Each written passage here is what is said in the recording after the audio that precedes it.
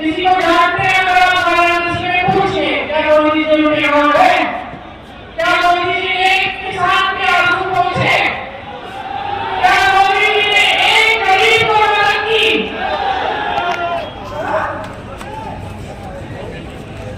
मोदी जी ने सिर्फ और सिर्फ अपने घर में करोड़पतियों के लिए अपनी सरकारें चलाई हैं।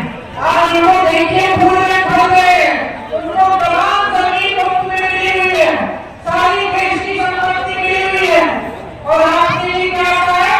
क्या आता है? 5 किलो राशन का बोला, 5 किलो राशन का बोला, ठीक है, जो गरीब व्यक्ति है उसके लिए अच्छा है, लेकिन आपको रोजगार नहीं मिल रहा है। इस 5 किलो राशन के गोले पर आपको बेघर बनाना चाहते हैं। ये आपकी आंखों में कितना नहीं चाहते। अगर चाहते तो नागरिक जैसी स्कीम करते, अगर चाहते तो ये 30 लाख पद खाली पड़े केंद्र सरकार में 10 साल हो गए तो नहीं बढ़ते।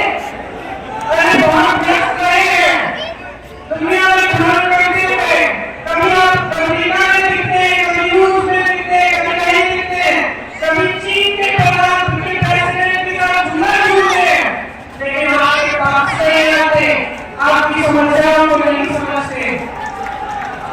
बहुत सरकार जिसके पास उपलब्धि है ना, सुन लो, जिसके पास बहुत सत्ता हो जाती है वो अक्सर